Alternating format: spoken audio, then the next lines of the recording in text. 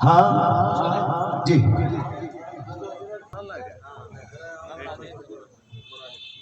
सबसे पहले विश्व शांति के रतन महामानव गौतम बुद्ध जी के चरणों में नमन करते हुए पूरे भारत के अंदर सामाजिक क्रांति समान रूप से चलाने वाले संत गुरु रविदास जी, संत कबीर साहब, भगवान वाल्मीकि जी, ईवी रमा स्वामी पेरियार जी, जो दक्षिण भारत के अंदर पूरे बहुजन समाज को जगाने के लिए पूरे राष्ट्र से अपनी पहचान पूरे विश्व के अंदर स्थापित करने वाले ईवी रमा स्वामी पेरियार जी, जिनके चरणों में हम नमन करते हैं। और आप सभी की मौजूदगी के बीच मैं एक बात याद दिलाना चाहता हूं कि आज के समय में जो लोग हमें मतलब नीच कहते हैं, हमारी जो सामाजिक रूप से शोषण करते हैं, मैं एक मंच के माध्यम से आप सभी की मौजूदगी में एक बात कहना चाहता हूं कि यही जो लोग हैं, ये जो मान्यवर साहब कहा करते थे कि भाई ये जूते बनाने वाले को हमने टिकट दिया और विधानसभा में पहुंच गया। आज मुख्य रूप से मान्यवर साहब काशीराम जी की जयंती है, तो उनके इर्द गिर्द ही मैं बात करूंगा। उन्होंने कहा कि मैंने एक जूते बनाने वाले को टिकट दिया, जिसने विधानसभा जाना तो दूर की बात है, विधानसभा का नाम भी नहीं सुना था, और वो विधानसभा में पहुंच गया विधायक बन के। मैंने एक मिट्टी के काम करने वाले कुम्हार को टिकट दिया और वो भी विधानसभा पहुंच गया। मैंने एक साइकिल में पिंचर लगाने वाले को टिकट दिया और वो विधानसभा पहुंच गया। और जिसके पास साइकिल नहीं थी वो बाद में जाके उत्तर प्रदेश का परिवहन मंत्री बना। और मान्यवर साहब काशीराम ने कहा कि मेरा समाज जो एक एक वक्त की रोटी के लिए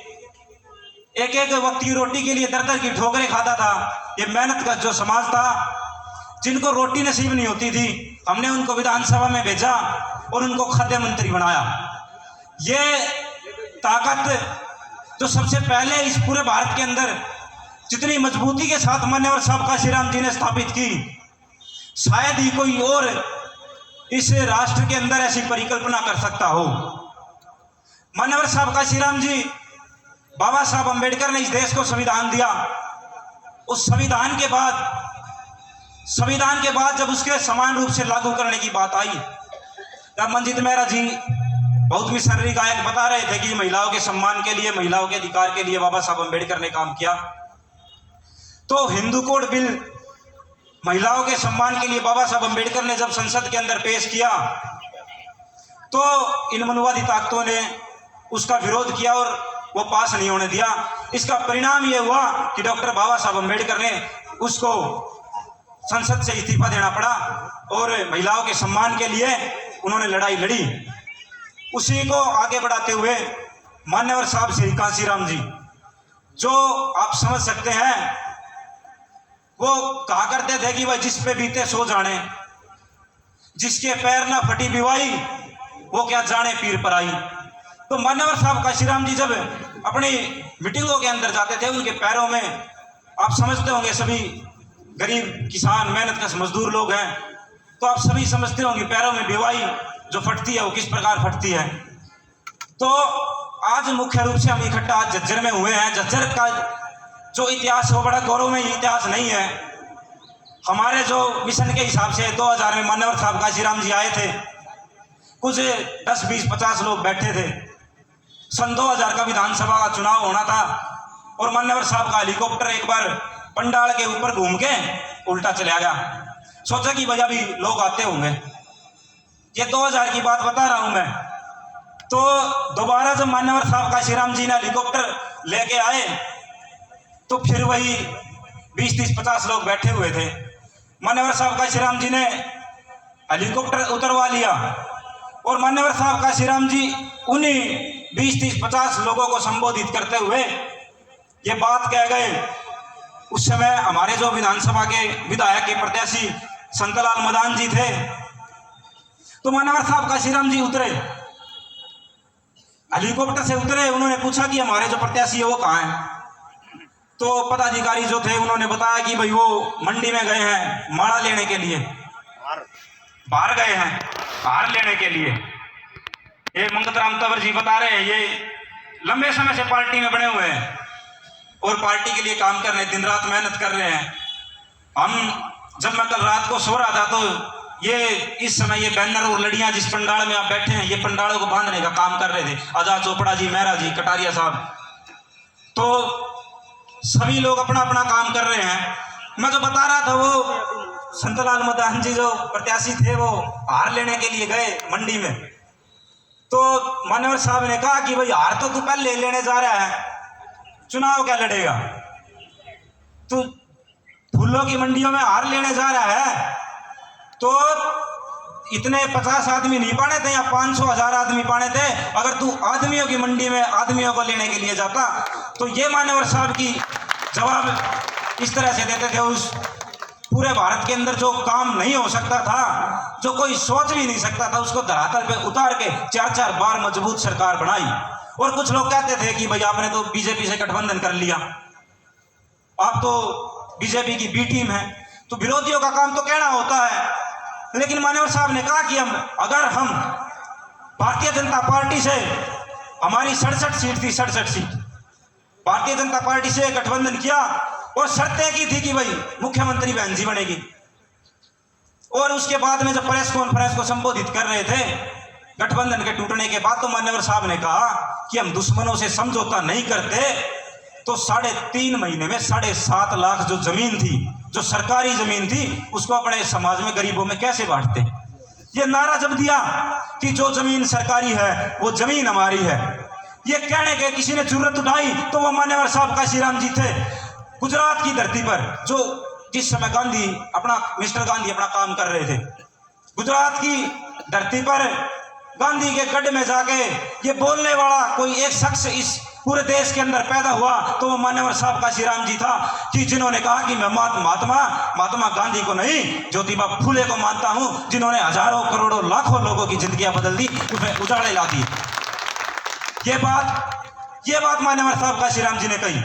और जब अपनी नौकरी को छोड़ के, समाज के लिए ऐसे ही काम नहीं होता कि हम सुबह जाके घर में सो गए और सुबह फिर उठ के अपना और कुछ निजी काम करने लग गए। पूरा सब कुछ तपाना पड़ता है, घर बार छोड़ना पड़ता है। ये घर बार छोड़ के जब मान्यवर साहब काशीराम महाराष्ट्र की धरती से आंदोलन शुरू किया, हम पढ़ते हैं जब आंखों में आंसू आ जाते हैं कि महाराष्ट्र की धरती से जब आंदोलन शुरू किया, घर का पता नहीं, प्रतिज्ञा कर ली थी कि मैं कभी घर नहीं जाऊंगा, अपनी कोई संपत्ति नहीं होगी, मेरा जो सब कुछ है वो समाज का होगा, और मैं जब जाऊंगा इस धरती से तो जो भी मेरा पीछे होगा वो इस पूरे बहुजन समाज का होगा, 85% बहुजन समाज का होगा। तो महाराष्ट्र की धरती से आंदोलन शुरू किया। एक बात बस मैं कहना चाहूंगा कि महाराष्ट्र के लोगों ने कहा कि भाई मराठी, आप जानते हैं कि महाराष्ट्र में मराठी चलती है, उन्होंने अपनी भाषा में कहा कि अंबेडकराची विचारधारा चांगली आहे पण मी यशस्वी होऊ शकत नाही, कि अंबेडकर की जो विचारधारा है वो तो अच्छी है पर वो सफल नहीं हो सकती। और मान्यवर साहब काशीराम बड़ा बाबा साहब की एक किताब जाति का संपूर्ण विनाश पढ़ के और ऐसे ही लोगों के सामने बड़े सीना ठोक के कहते थे कि पूरे भारत के अंदर हमारा मकसद है कि हमें भारत पे शासन करना है और अंबेडकरिज्म इस पूरे भारत के अंदर स्थापित करना है। और मान्यवर साहब ने करके दिखाया। और जब उत्तर प्रदेश में सरकार बनी तो कहा कि अंबेडकराची विचारधारा चांगड़िया है। ये तो बात मान ली कि विचारधारा तो अच्छी है पण में यशस्वी हो सकता है, इसको बदल दिया, इसको इतिहास के पन्नों को बदल दिया और सरकार बना के बता दिया कि पण में यशस्वी हो सकत है, हो सकत है, हो सकत है। जब उनसे कहा कि आप तो सिर्फ एक ही जाति के लोगों को जोड़ते हो, जब मान्यवर साहब ने कहा कि अपने लोगों से मत लड़ो, आप उनसे लड़ो जो आपके अधिकारों पे कब्जा करे बैठे हैं। आपके जो अधिकार है कि 100 में 90 शोषित हैं, शोषितों ने ललकारा है, धन धरती और राजपाट में 90 भाग हमारा है। उस 90 भाग के लिए लड़ाई लड़ो कि राष्ट्रपति हो या भंगी की संतान, सबकी शिक्षा एक समान, सबको शिक्षा सबको काम, वरना होगी नींद हराम। सबको शिक्षा दे न सके जो, वो सरकार निकम्मी है, और जो सरकार निकम्मी है वो सरकार बदलनी है। ये मानवर साहब काशीराम जी की लड़ाई थी। और इसको ऐसा नहीं है कि उन्होंने नारों के अंदर कह दिया, नारों के अंदर नहीं कहा, उत्तर प्रदेश में 4 बार सत्ता लेके दिखा दिया कि ये हो सकत है, हो सकत है, हो सकत है कि अंबेडकर फूले शाहू का जो आंदोलन है, ये आंदोलन सिर्फ कागजों में नहीं है, किताबों में नहीं है, ये दिलों में है, ये दिमाग में है। और जाते जाते एक बात भी कह गए थे कि काशीराम जाएगा नहीं, काशीराम इस दुनिया से नहीं जा सकता। जैसे बाबा साहब अंबेडकर जी कह गए थे कि मैं जब तक आप लोगों के बीच में, आपके दिल और दिमाग के अंदर जिंदा रहूंगा, जब तक इस भारत का संविधान इस देश की संसद में बैठा आपकी रक्षा करेगा।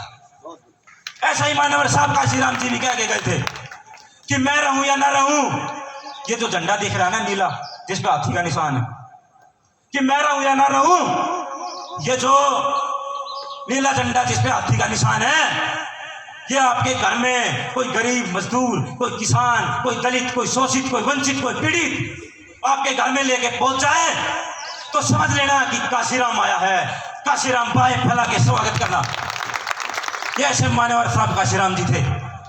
और ज्यादा बात को लंबी ना कहते हुए, क्योंकि बोलने वालों की संख्या बहुत ज्यादा है, लंबी है, एक बात बस मैं कहना चाहूंगा कि कोई एक किताब लेना, आपको समय मिले तो एक मान्यवर साहब काशीराम जी की किताब लेना, चमचा युग, बाबा साहब अंबेडकर की किताब लेना, जाति का संपूर्ण विनाश, एनिहिलेशन ऑफ कास्ट।